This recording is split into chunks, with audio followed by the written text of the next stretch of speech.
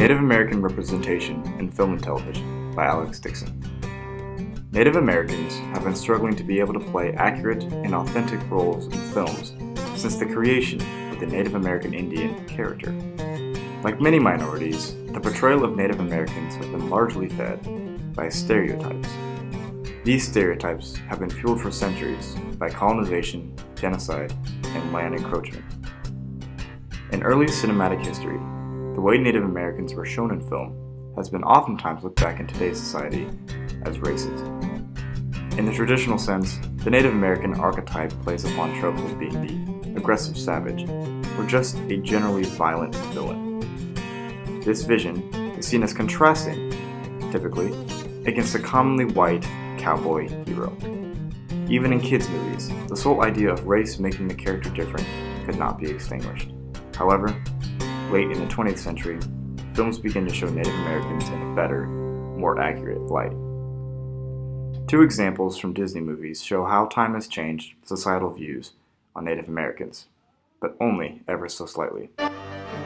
In Peter Pan, the 1953 version, there is a scene where Peter Pan just saved Tiger Lily with the Lost Boys. They celebrate this heroic success at the Native Americans' camp, where they sing a song titled "What Makes the Red Man Red." Not only is it a blatantly race-fueled song, but also has little to nothing to do with the plot of the film. In 1995, Disney released Pocahontas, a story about a young Native American woman who resolves a conflict between encroaching settlers and her tribe by saving the life of one of the settlers. It paints a good light upon Native Americans.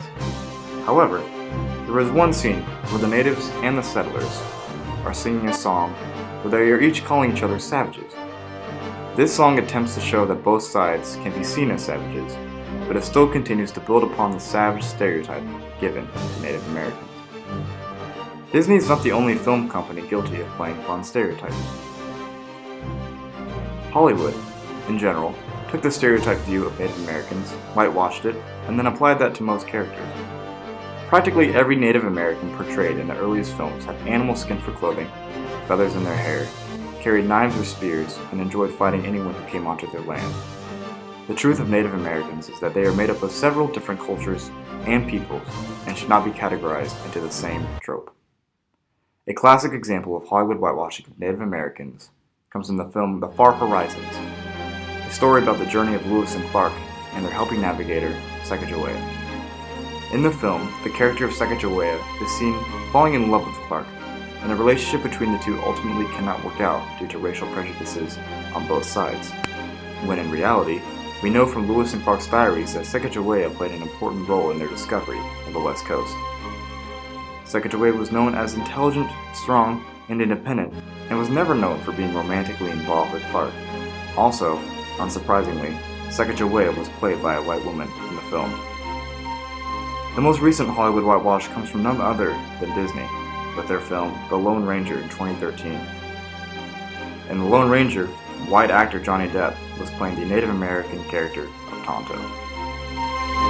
In the late 20th century, Native American characters are depicted more accurately and with less emphasis on stereotypes. A good example of this is Kevin Costner's 1990 film Dances with Wolves. This film depicts a Union Army lieutenant who travels to the American frontier and meets Lakota Indians. This film is highly regarded by critics and won 7 Academy Awards, including Best Picture. In 2007, the film was selected for preservation in the National Film Registry by the Library of Congress as being culturally, historically, and aesthetically significant. The native characters in the film are not seen as savages and uncontrollably angry, or as villains, but as strong, caring, and patient.